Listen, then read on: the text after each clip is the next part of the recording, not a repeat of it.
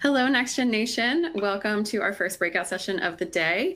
In this session, we are going to be talking about how to discover and communicate your strengths. My name is Caitlin Baker. I'm the creative manager here at GovLoop. And hopefully you were all able to tune into our opening keynotes today and listen to Julian and Frida talk about burnout and how to combat it, do's and don'ts. I thought they were both really great sessions. I hope you enjoyed them. And I'm really excited for the rest of the day. So this session, from the cradle to the cubicle, we often devote more time to dwelling on our shortcomings than developing our strengths. But in order to grow, we need to flip the narrative and start leading with strengths. And figuring out how to do that isn't always the easiest. Plus, even when you know your strengths, communicating them to your manager and to your peers can be another challenge. Luckily, today we have a fabulous expert here to talk about how to identify your strengths and put them to work. Before we get into the content, we'll start with some housekeeping stuff. Should be familiar if you were in the first section, but if you're on Twitter, we'd love to hear what you're learning today, anything you'd like to share with us. You can use the hashtag NextGenGov to talk about your takeaways and share any feedback. We also have some great additional resources available for you to download. Those are going to be on the console here, which include the slide deck, and then you can also access them in the Resource Center.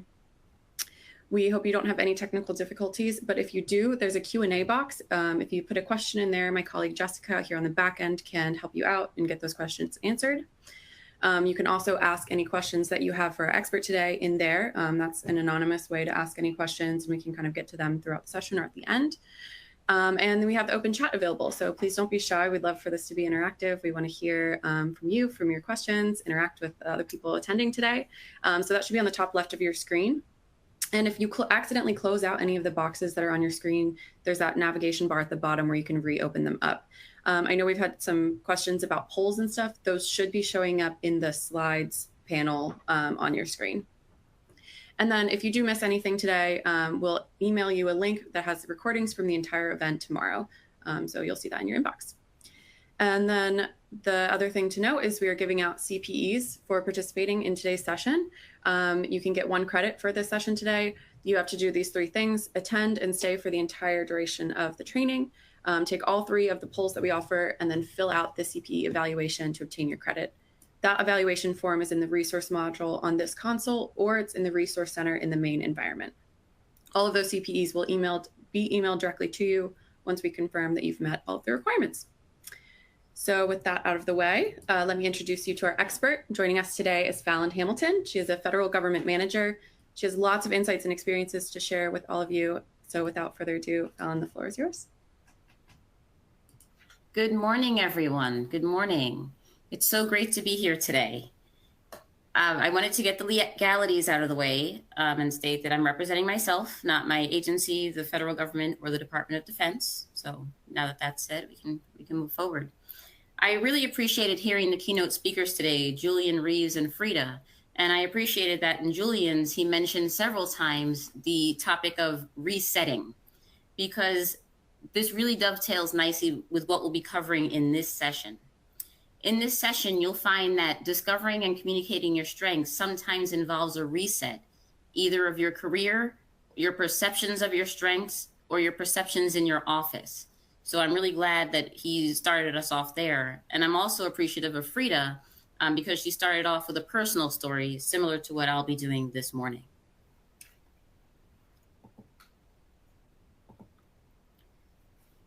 So just jumping into what we'll be covering and sort of a layout or a roadmap of how we'll do it. After the personal story, we'll go into an exercise. We'll speak about identifying the strengths, communicating it to your different management chains, and then acting on it and moving forward. So I'll start us off with a poll. What was your motivation for attending this specific breakout session? Was it that you're struggling to identify your strengths? You're having difficulty highlighting your strengths to your management chain? You're going to leave because you clicked on this session by accident, or no particular reason, you're just dropping in? If you could answer those questions, I'd appreciate it.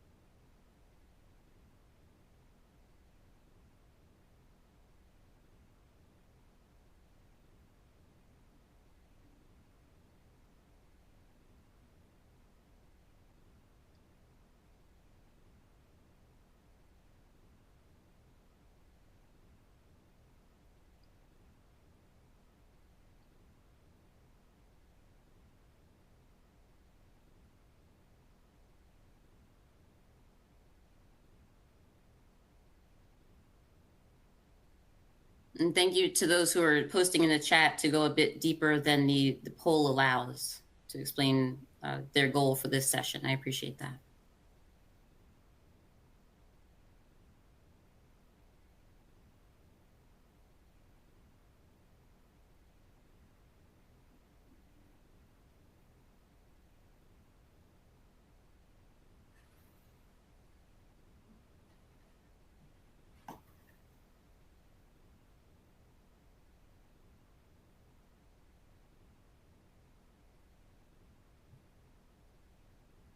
All right. Well, the results show that several of us, more than half, are having difficulty highlighting their strengths to the management chain. Another significant minority are struggling to identify their own strengths. I'm seeing from the chat that some people are having difficulty with regard to their utilization in the workplace, and finding the strengths that'll help them advance within their agencies. So I'll offer a few tools to hopefully help you get through those portions of your career. And please provide feedback through the chat throughout. Thank you for participating in that poll. So, like I mentioned, I'll start off with a bit of a personal story. I joined federal government service when I was 22 years old. I had graduated college. I did a year in AmeriCorps in New York City, and then I moved to Washington, D.C. and started my federal government career. I joined a team of all men who had worked together for about 5 to 10 years. So they already did the, the storming, forming, and norming that a team does. And I was the newest addition. A lot of them had military backgrounds or were very familiar with analysis and military service. They really love to discuss college sports, particularly basketball. And they spoke in movie quotes. Several of the movies I had not seen. So I was often in the workplace wondering how they were able to finish each other's sentences and how they were able to respond so efficiently to each other with these very, very specific terms. And it turned out a lot of it was movie quotes that I was completely unfamiliar with. So it was a bit disconcerting. I didn't have any family members or friends who took this career path. So this team that I was with really was the entirety of my introduction to federal service. I actually had no intention of remaining in Washington, D.C. I'm a born and bred New Yorker. I wanted to go home.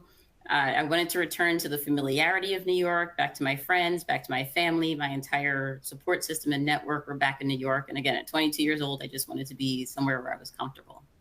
I had a limited local support network, but that's okay. I grew it out eventually.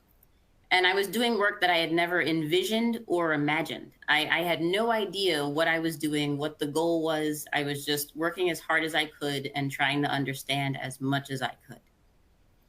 So thank goodness for great parents who encouraged me to just stick with it and let me know that there would be light at the end of the tunnel. I had really supportive supervisors who encouraged me and let me know of various opportunities that would get me the exposure I was seeking to really find where my niche was in this really broad community. I had proactive mentors, including the one who let me know about this NextGen summit and afforded me this opportunity this morning. Limited finances. Having limited finances will push you to do a lot of things. I signed up for everything. I was willing to stay late. I was willing to come in early because I wanted to, improve my lot in life financially. And then just natural curiosity. There are so many different things that are afforded to government employees. I hope, and I would imagine a lot of you have that similar experience. And so I took up everything. I wanted to know everything. I volunteered for everything. And so that went over well and really helped me in my career moving forward. The other thing about being a born and bred New Yorker is that my parents and those around me constantly reminded me about how large the pool of qualified people was. They always told me that I might be in the top of my class in junior high school or high school, but that there are literally 8 million other people in this city, and those 8 million other people have children who are as smart, if not smarter than me. And so I was always reminded to never rest on my laurels and to always work my hardest in hopes that I would get that next accomplishment and get selected for things, but to always remember that there were a lot of other highly qualified, hardworking people all around me, literally in just my one city, not even considering the rest of the United States or the rest of the world. So just wanted to share that story, and I see that several of you can identify with that to some degree. So big city, small town. I say all that to say that you have to identify your placement when you're looking to grow your strengths and identify your strengths. So you'll want to understand your operating environment. How large is the pool of people in which you are operating? What are the people you're competing against? And healthy competition is great, but who are the people in your career service or in your work role? What are their primary drivers? What are those skill sets that your work role seems to value? What are the skill sets that you must have in order to do really well at your job? And what are the skill sets that are nice to have, but maybe aren't a requirement? One thing that I found particularly important is, what do the people around you, and I mean laterally and horizontally, what do they have to do but not like to do? I usually hone in on those things and try to figure out, okay, are the things that the people around me don't like to do, are those things that I'm good at doing or enjoy doing? Because I will gladly pick them up, and then I'm seen as a great asset to the team, and I'm seen as somebody who enables the mission because I'm able and willing to pick up those things that nobody else seems to really want to do. And because they don't want to do it, oftentimes they won't do a particularly good job at it. So that's very important. That fourth bullet there is very important to identify. And are there opportunities for you to differentiate yourself? It may be that you have all the skill sets that are needed for your work role, and so you'll have to work to identify something that differentiates you from the pack. Maybe it's a different skill set. Maybe it's something else that you're doing outside of work or in addition to your daily job that gives you some kind of exposure or experience that can set you apart. So it's important to understand the operating environment. Also, it's important to gauge your network's placement. I just mentioned in my personal story the impact that my network had on my career and really getting me familiar with federal government service and much more comfortable in it early on. Identify your placement. If you have a network and you have mentors, or even if they're not formal mentors, just people that you're comfortable consulting with, is it a formal relationship or informal? And by that, I mean, do you have to schedule an appointment several weeks in advance with their executive officer and send your resume in advance and have a very set, stated purpose for the discussion that's going to be capped at 20 minutes or 30 minutes? Or is it more of an informal relationship where you can have maybe a short, informal discussion, but a meaningful, impactful one in the hallway, or maybe go getting coffee for 20 minutes? Something like that. It's important to identify those and to understand how that person in your network expects to be engaged so that you have a common understanding and you can both get the most out of those engagements. Also, look at whether the people in your network have a history in investing in others. Some people are made to invest in others and they do it a lot.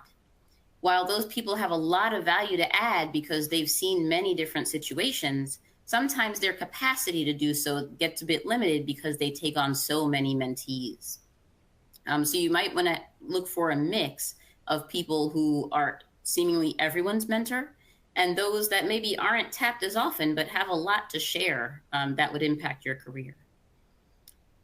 And then finally, do the people you're consulting with know of opportunities that are outside the norm? And that goes back to the bullet point where I mentioned differentiating yourself.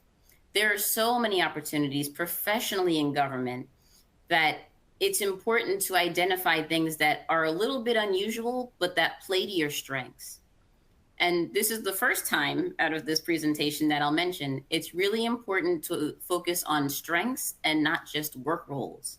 I know a lot of people come into the government and they say, well, I'm a, name your work role, graphic designer, analyst, IT technician, whatever your work role is, and they limit themselves like that. Whereas it's more helpful and it's more broadening if you look at the things that you actually do and consider in consultation with your network different areas of your agency or different areas of the broader government that employ those skill sets as opposed to just those work roles.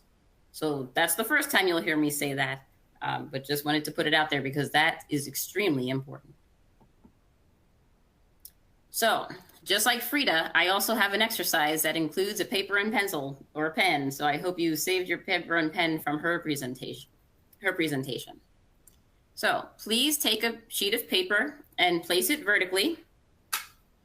And once you've done that, draw a vertical line down the middle of the paper. Once you've drawn that vertical line, please take about 90 seconds and on the left side of that line, jot down your key accomplishments. I say it very broadly because these could be key accomplishments that you've had in your current position, key accomplishments you've had throughout your career, and they're in no particular order. They're in the order that they come into your brain. So please take that minute or so, minute and a half, and jot down some of your key accomplishments on the left side of that paper.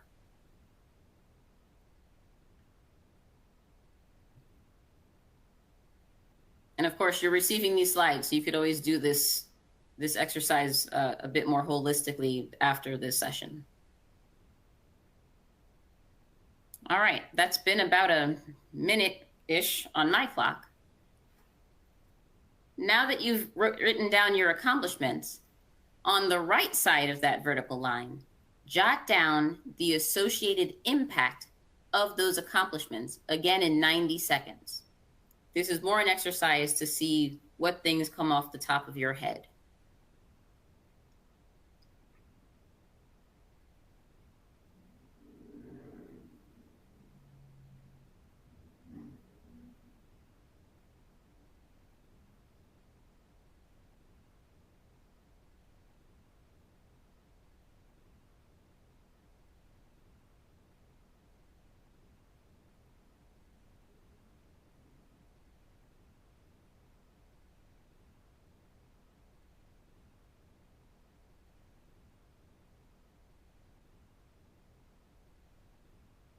All right, I have a minute-ish on my clock again. So, and again, that was an abbreviated version of this exercise, but I do implore you all to do it more fully after the session or after the entire summit.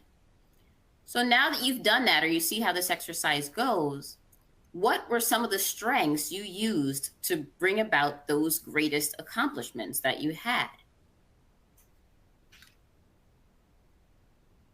Consider that. Now that you've identified the accomplishments, what were the strengths you employed to get you through those?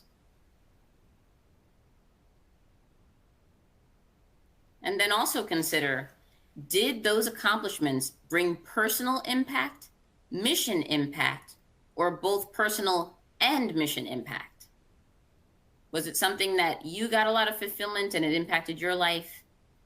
Was it that the mission was impacted, but maybe we're not personally fulfilled by all of that? Or was it a mix of both?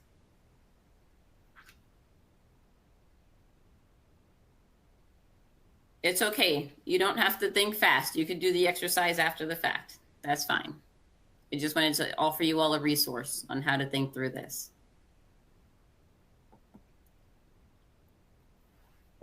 So, now that you've identified a few of your accomplishments and you're thinking through some of the strengths that got you there, how do you feel about those strengths? Were they strengths that you already knew you had? Or were they strengths that were different than the ones you thought you had? Sometimes this exercise finds people surprising themselves. And then think through, how do you feel about the strengths that you just identified? If you're not pleased with those strengths and you're having an uh-oh moment, think through what you have to do to get strong in the areas that you do value.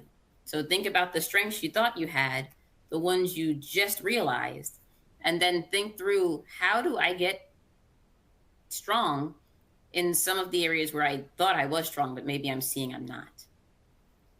If you're strong in areas you did not previously recognize that you were strong in, then start to think of ways where you can employ those strengths more often. And I'll give you some tips on how to do that.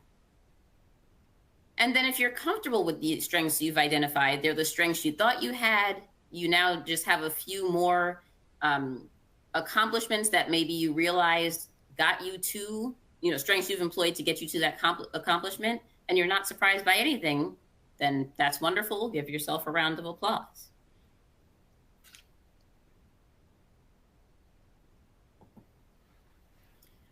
So now that you have some idea of your strengths, whether they're the ones that you thought you had, ones that you didn't realize you had, or maybe ones you don't want, what do you do with it? So let's talk about a bit more about those strengths. Consider your current assignment. Does it allow you to play to those strengths? Are you able to use your strengths on a pretty routine basis in your everyday assignment? If you are, then that's great. There's something that you can pursue to make your signature. I don't know how all of your agencies do internal placements and competitive assignments or promotions, but I know in my agency, they always want to know what your signature accomplishment was. And so I'm trying to help this session lead you to identifying signature accomplishments as well. If your current assignment does not allow you to play to those strengths on a pretty routine basis, then you could either look for additional duties that would let you exercise those strengths. That might mean serving on some kind of special emphasis council, on an employee council. If you're a supervisor, maybe a supervisory council. Special emphasis programs, I don't know if they call them the same in your agencies, but they're things like the Asian Pacific Islander Cultural Committee, or the Black Advisory Council, or the Professionals Network, anything like that, where it's a great add-on to your everyday job, and it affords you the opportunity to employ and challenge yourself in different ways. If your job really is not fulfilling and you're not really afforded the opportunity to employ your strengths, it may be time to do what Julian Reeves said and reset, meaning it may be time to look for another assignment that would allow you to further use those strengths. Some things to consider, though, because these are very big decisions to be making. Don't forget to consider how much you value your current situation. If you have a great commute with a great team, I'm seeing lots of people in the chat talk about how wonderful they are to have a great management team and coworkers, and that's wonderful.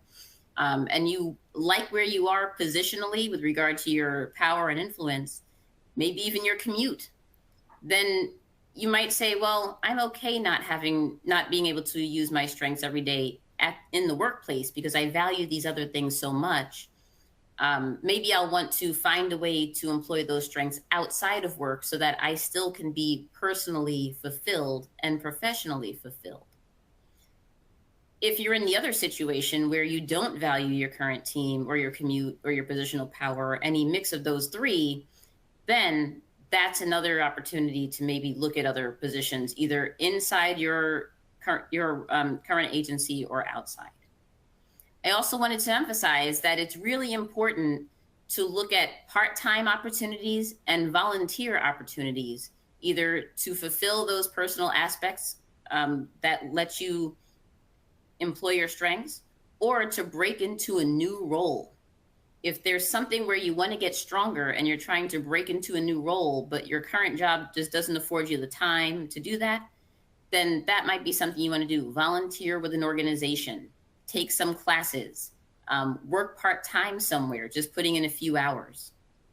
So those are different things to consider as you have those value proposition talks with yourself, and consider whether employing your strengths every day at work is really important to you, or if you want a bit more of a balance elsewhere. So I've received the question a few times, if I'm so good at something and I'm playing to my strengths every day, how do I avoid being pigeonholed? How do I avoid being the person that they come to for this one thing, but they never come to me for other things that I'd like to learn about or get more experience in so that I can grow myself? So how do you become an eagle and avoid that pigeonhole? And frankly, how do you continue to be challenged? Work to develop additional skill sets in what I'm calling safe environments. And by that, I mean extracurricular activities that expose you to skill sets that you don't employ in your regular job. Again, those are those special emphasis programs, those professional networks. You could even get involved with places like GovLoop, where maybe they have opportunities for volunteers, or there's so many different government foundations and organizations to look for. You could join a team that plays to your strengths, but where you get exposed to other skill sets. I have a friend of mine who's a graphic designer, and she felt limited in how she could exercise her graphic design skills in her work, in her daily job. So I recommended she join the Women's Intelligence Network, and they had a need for someone to help market their event. So she did that. She employed her graphic design skills for that organization, which was professionally and personally fulfilling for her. Take coursework or training in areas where you're not strong, but where you have an interest. I thought that for my job, I would need to learn how to use ArcGIS, which is a mapping cartographic type software. And I knew it was something that I didn't have, and I went to school and got a certificate in it. And through that certificate program, I found out that GIS was not something that I was destined to learn, because my brain does not operate like that. I had significant challenges through the entire course, and it wasn't just a challenge, it was becoming an obstacle. And I make that distinction because I think it's important. Challenges, I think you can navigate and overcome. Obstacles are just that much harder to get through. And so I got my certificate, and I determined, I said, well, I am never going to be the ArcGIS subject matter expert I thought I was supposed to be, or that I originally wanted to be. And so I had to find another aspect of my job where I do well, that's still challenging, but isn't a total obstacle. So those are things to consider. Another thing, I know that in his speech this morning, Julian mentioned that a lot of government employees are burnt out because they're constantly covering down, doing 3 or 4 people's jobs. I know a lot of us have been in that situation. But that's also a period where you can take on roles for other people that maybe you didn't have the opportunity to do before. And so that'll give you some insight. Again, in a safe space, people are grateful that you're taking on all these roles. And so it'll give you that safe space to say, oh, well, I'll try being the briefer at this meeting. I'll try being the person who represents us here. That's a great opportunity. So I know it could lead to a bit of burnout. I don't think you should work 3 or 4 jobs, but maybe once in a while volunteer to cover for a teammate who will be out for an extended period of time. And then finally, ask a team leader supervisor if you could take on additional roles with their oversight, at least initially. Say, hey, I noticed you always do this, or cover us over here. Is it okay if I help you out and maybe take on one of those roles for you? See how that goes. So now that we've gotten through how to identify your strengths, I want to talk through how to communicate them to your management chain. So one way, and I'm going to give you a few ways to do this, one way is to think like a journalist. Keep your audience at the front of your mind, and that usually means your supervisory chain and your team. Use terms that hit their ears well, and I'll get to that in a minute. Be honest, and then be realistic. Always be optimistic, but be realistic with regard to what the responses may be to your requests. So, what I mean by hit their ears well, there are certain terms that do not go over well with some people because they had previous experiences where those terms were used and they were negative experiences for them. And so it's really important to pay attention to the vocabulary and the way that the people who will be making decisions about your career use certain words so that you can emulate that in your discussions with them. I'm not saying to completely change your vocabulary. I'm just saying it's really important to understand the style of the people who make the decisions that impact your career so that you could have the most productive conversations and efficient conversations with them. And yes, time management helps. Another way to think of it is to start thinking like a startup investor, a startup seeking investors. Speak their language. Consider the career experience of those who make those decisions about your career. and remember their familiarity with terms you use. If they are so high up the chain or so removed from the people that are doing the work, then don't use terms that they would not be familiar with, because then you might be putting them on the spot and they might feel, uh-oh, I'm ignorant in front of this person. So use words, plain language, layman's terms. So again, you're speaking their language. Understand their position and priorities. Put yourself in their shoes and acknowledge up front if something you're asking to do or to participate in would challenge them or put them in a less than ideal situation. Put that up front so that they know that you have empathy, just like you're expecting empathy back from them. And then, of course, at the end, like any investor, mention the return on investment. Articulate what you will do to ensure that the investment that you're asking them to make in you yields some kind of positive return, with a focus on whether that yield is immediate or midterm or longer term, if it'll impact just you, or if it'll help you impact the broader team.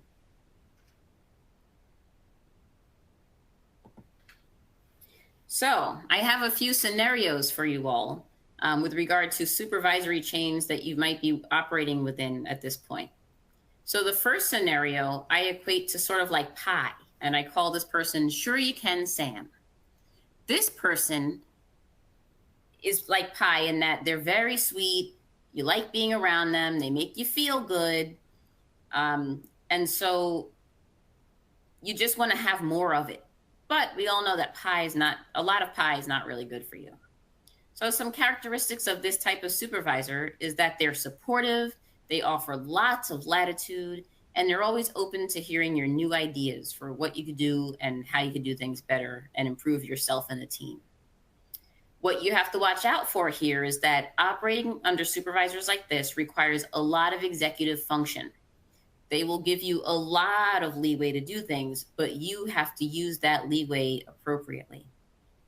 You also have to keep in mind that the second line supervisor may not be as supportive as this first line Sure You Can Sam supervisor. So while the first line supervisor, your immediate supervisor, might be saying, yeah, sure, go ahead, when it comes to that review, that performance review and evaluation, the second line supervisor may not value things the same way the first line supervisor does. So it's really important to make sure that whatever you're doing, again, you're executing that executive function, and you're also getting the buy-in and at least the situational awareness of the second line supervisor. And then finally, it's important to send reminders of what you're doing and documentation of the support should questions arise later on. In the second scenario, which is I equate more to like a farmer, we call this person Mission Focused Mo. This person is really focused on maintaining mission alignment and will push for justifications. Why do you want to do this? Well, I want to do this because whatever.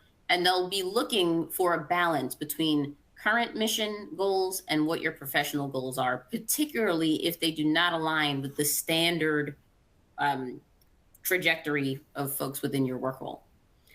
You'll want to justify training that is not for immediate mission, carefully curating the narrative behind those requests. So again, you want to link these all to more strategic goals to say, I know this doesn't immediately look like it'll benefit the team here or the mission, but it does help align with more strategic goals, and here's how. And you'll want to put everything in writing. And then the third and final scenario is only this Ollie, which is more like an anchor. This person wants you solely focused on mission now, not strategic goals, not mission next, mission now. They will require justifications for whatever you're doing, and they will want your assurance that you are aligning with immediate priorities.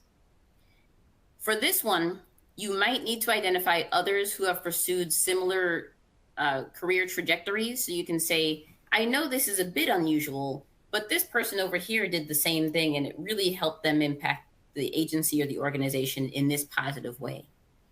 You might need to go as far as to say that you need a champion. You might need someone on their level or someone who you know they trust to say, hey, I really think Susie over here should have this opportunity because it'll do X, Y, and Z. They might have to hear it from someone they identify with as a peer. And then definitely, if you are afforded that opportunity to take on that additional role or exercise that strength elsewhere, come back and brief it or send a report so that you can show that you're invested in the professional growth and development of those on your team. So again, that you're helping to grow the professionalism and breadth of those in your organization. They'll want to see that return on investment pretty quickly. So here we are with another poll. How many of you have worked for a Sure You Can SAM, the ones that are like pie, that are very, very sweet and give you a lot of room to operate, the mission-focused Mo, or the only this Ollie, who wants you focused on mission now? I'll give you a minute to take that poll.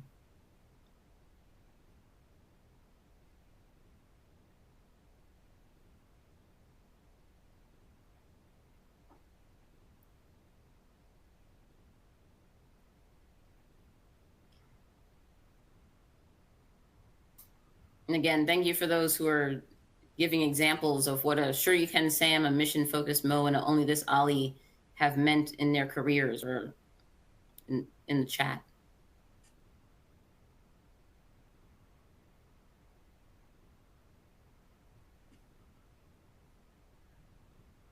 I'd love to hear what your thoughts are on someone who is, like, for someone who is a supervisor or who manages people.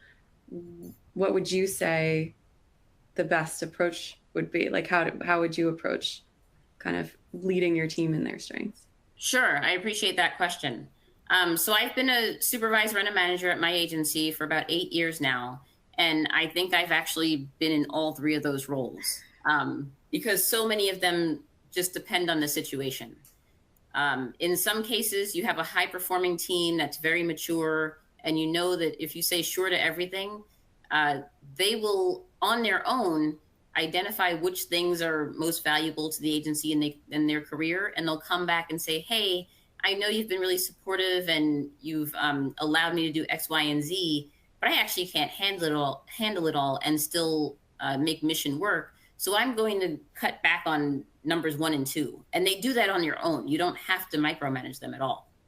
I've also been a mission-focused Mo, where just a lot of opportunities come our way, and we have a lot of hard workers. And so you want to reward that, but you also have to make sure that the work is getting done. And so there you have to be a little bit more judicious and say, hey, I see the great work you're doing, but that doesn't mean you can get awarded every single time, because we do have a broader workforce. In that case, I've started to be really diligent about keeping metrics about which employees and how many employees get which opportunities, so that I can go back and say, hey, I know you're doing the great work, you're shoveling the coal for the team, but there's this other person who's working just as hard in this other branch, without naming names, who hasn't had the same opportunities. And so it's really only fair that I make these opportunities for this person as well. And most people, when they realize that it's nothing personal and you recognize that they're doing it, but you have additional personnel to make sure are being covered, they're usually pretty good about and receptive to that feedback. And I'll admit, I was an only this Ollie for a while. In that situation, I was inheriting a workforce whose mission was not very defined. And so I felt that I had to be an only this Ollie, because I needed to really be strong in getting the workforce to focus on the mission, defining the mission for them, and then making sure that they actually are committed to working that mission. And then once I see they could, then I went back to being a mission-focused Mo. All right, so we have a mix of all three. 44% is Sure You Can SAM, 32% as mission-focused Mo, and a little under a quarter at Only This Ollie. So that's different than what I was expecting, but good to know. And sure, Patricia. All right, so with that in mind, here are some additional considerations for engaging your management chain. fully participate in quarterly performance discussions with your supervisor. I saw someone say in the chat that if they can give you feedback, you can give them feedback, and I wholeheartedly agree with that. If your supervisor is not scheduling those quarterly discussions with you, then you can schedule the quarterly discussions with your supervisor. Get on his or her calendar and make it happen. And use the discussions, no matter who schedules them, use them to discuss your strengths and to ask for your supervisor's viewpoint. If you and your supervisor see that you have the same strengths, then that's great. It means you're operating on the same sheet of music. Or monthlies, you can do monthlies. If you and your supervisor are not seeing the same strengths, that's a very big point of discussion for both of you. It might be time for you to do some introspection to say, why would the supervisor not see that I'm great at this? Or why would he or she think I'm great at this other thing? And to seek out some mentorship. During those sessions, also highlight opportunities that interest you, whether that's bringing a talent requirement to say, hey, I'm not trying to leave this job, but here are some things that I'd really like to get exposure to. Or saying, hey, I understand that this council is now doing a membership drive and I'd be really interested in participating in that. Do I have your support for that? And then you'll have that discussion. And then ask your supervisor, once you've identified what are those things that you want to get involved in or get stronger at, ask your supervisor to also keep an eye out for those opportunities for you. So again, you're keeping them engaged in your career development. Also, it's very important to be diligent about reiterating that you'll fully execute your current duties, and so you want to make sure that you are reassuring your supervisor that you are committed to doing the work they need you to do, and you're willing to take on more so that you can grow your strengths and be a more rounded individual. You'll also want to give them a heads up. I know in my agency, it's the culture where you give your supervisor a notification, an informal heads up of, hey, I'll be seeking assignments that allow me to do X, Y, or Z. So depending on your agency culture, that might be something you want to mention. If you're still having difficulty being heard, you'll want to do a few things. Discuss your identified strengths and experiences with an impartial person. Find a mentor, find someone who knows nothing about you so that you're operating from a clean slate. Bring a job description with you and highlight the skills that you have. Come up with a plan yourself on how you'll upskill in areas that maybe you don't have the skills, but where they're required. And then speak to the mission owner, the hiring manager, as it's called in some places, to understand how they weight the criteria in those talent requirements. Are all of the mandatory criteria weighted the same, or are the top two about 90% of the job and the bottom two are about 5% each? You'll want to know that so you can, it'll help guide you to understand where you should put your effort. Ensure you're balancing self-development with tackling current work requirements. And I can't reinforce this enough. You never want to get to a point where you're not doing your current job because you're trying to grow yourself or trying to move on. Definitely make sure you're still doing your current job and taking on these other things. There is an opportunity cost for being out of the office or for taking training. We all know that. That's when people step up. But don't forget that you're being paid by your organization to do a certain job. So that's number one. And then as you speak with your supervisor, as you're hopefully having these different discussions, whether they're on a weekly basis, a quarterly basis, send an email thanking him or her for the opportunity to pursue something new. Volunteer to brief your group or to set up internships with your group. It may be that you just identified a new career path for people with skill sets like yours. And so that's doing something greater for the broader agency and organization. And then finally, find a champion. If it's appropriate, find someone with positional power who can speak to your supervisor about the value of your work. Again, some supervisors, some people prefer to hear things and it will resonate with them a bit more if they hear it from someone they identify as a peer. And if your supervisory chain, after all of that, still is not supportive, accept their feedback on your current performance and strengths, and then identify ways to either improve that relationship if that's important to you, or to move on to another assignment. So once once you've identified and explored those strengths, you can move forward by looking at different job descriptions. And this is the second time I'll say it. Do not limit yourself to the work role you're in now or the work role that the government hired you for. Focus on the strengths that you bring, because a lot of people can do a lot of different things that apply to different work roles that have nothing to do with their current work role. You have a lot broader of an expanse in the federal government, just because we have so many different jobs out there. What I've recommended is that for each of the mandatory criteria, you assign each criteria a different highlighter color, and then go through that talent requirement and highlight the different mandatory criteria by color. Again, look at the weighting of the mandatories if possible. If you're meeting all or most of those mandatory skills, that might be a job that you hadn't considered before, or a work role you hadn't considered before, but that lets you employ your strengths on a more routine basis. And then it also visually lets you see what you would have to do to meet more of those mandatory and desired criteria, because you'll visually see, oh, I have a lot of green for the highlights. I don't have maybe as much pink or blue. So that's effective for those visual learners out there. And then coaching and cheerleading. I don't know how many of you work for an agency that has a coaching program, but I know my agency had a great one. And I've used it each time that I've moved to a new position. I've been in 8 assignments in the past 18 years. And so I use it to help me get settled in and comfortable with my new positions.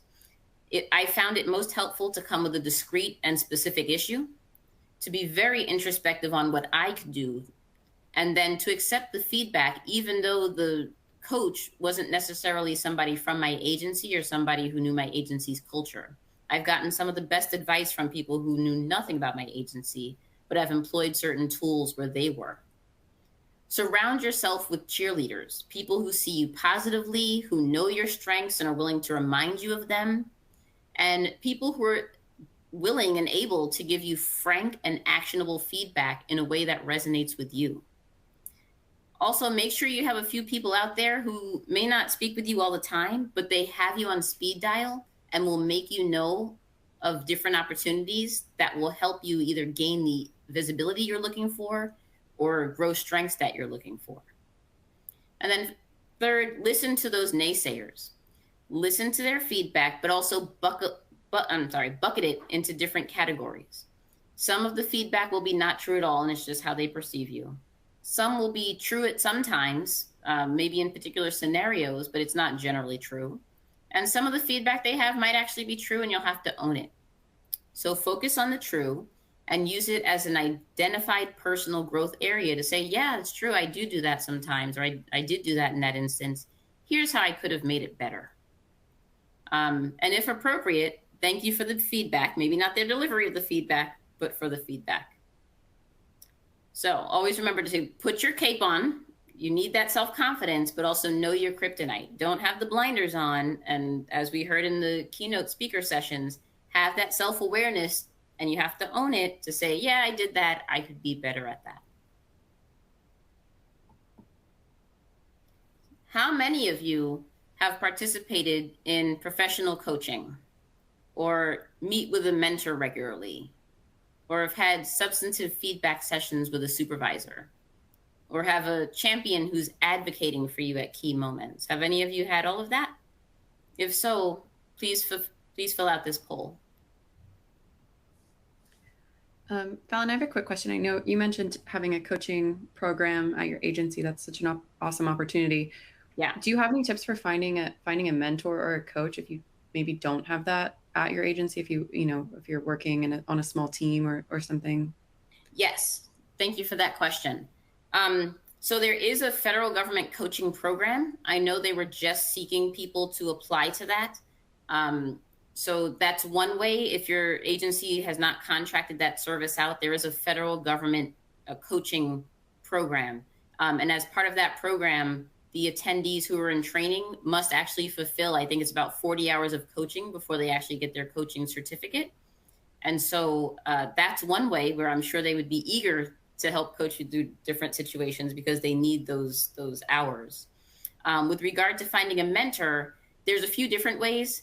I've actually pointed some employees to mentors who I think would do well given the different situations they're navigating and how they prefer to be addressed. So you could always talk with your supervisor and say, I'm not asking you to mentor me, but is there somebody within your network that you'd recommend? Also, some agencies like mine, they have an entire mentorship program where you go into the HR system. You can read the bios of different people who have said, I am open to mentorship.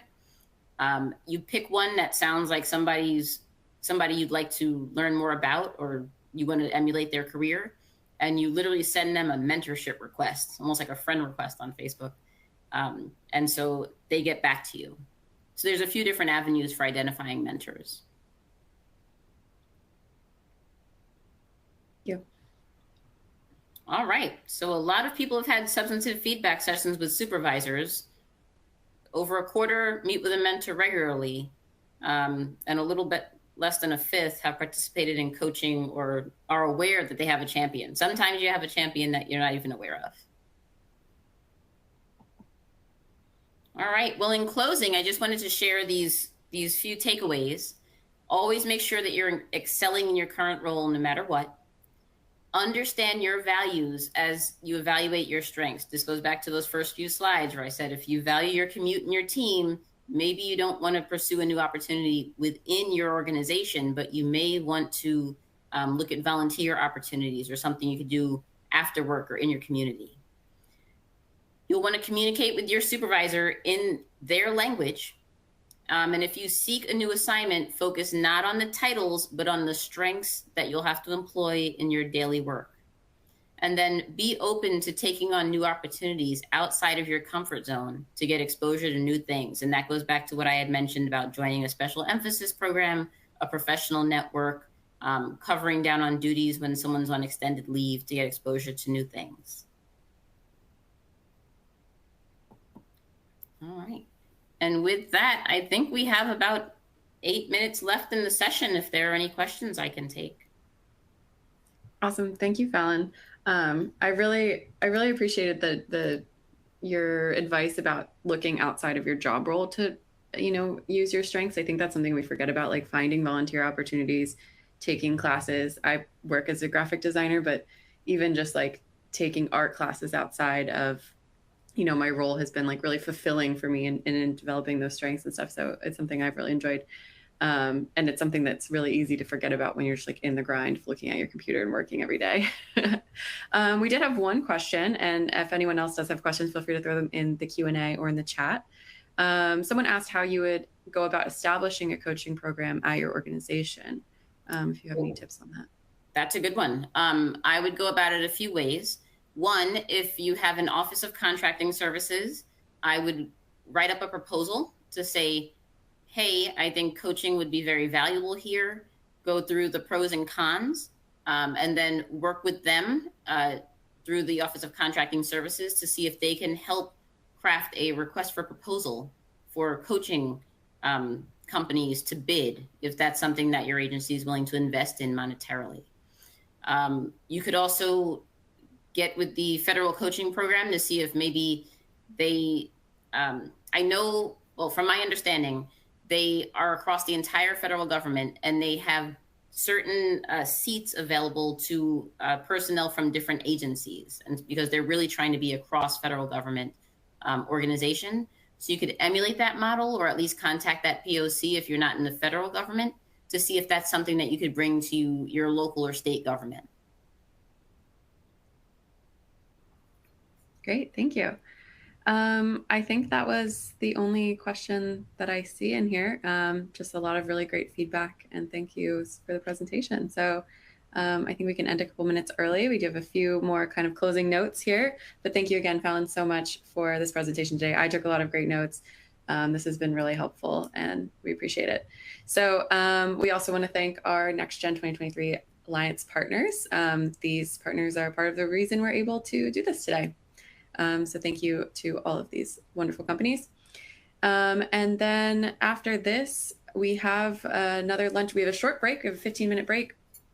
And then we will have our keynotes coming up next. So this session will be available on demand afterward. Feel free to, like I said earlier, this will be emailed. You can access the recording for this, as well as all of the other sessions. So if there's anything you missed or anything that you wanted to join, but it didn't get the chance to today, you can access it. You'll be able to see everything later. We also have the leaderboard. I know sometimes you'll get points for everything you interact with. It might not be up to date, but we are tracking everything on the back end. There is a delay on the leaderboard, so don't fear. We are tracking it. We will make sure that you guys get your gift cards if you're in the top. If you did want CPE credit for this, just make sure to fill out that form. The form will be in the resource center here or in the resource center in the main console. And then if you have any questions, feel free to email us. And then up next, a few minutes of a break, and then at 12:30, we have our lunch keynotes coming up. So we have John Barrico talking about how to embrace change, Jessica talking about owning your journey, and then inclusion in action with Treva Smith. So thank you again, Falland, for being here today. Thank you, everyone, for joining the session, and we will see you at the lunch keynote. And thank you very much, Caitlin and Jessica, for making this such a seamless process and for making sure everything worked. Absolutely.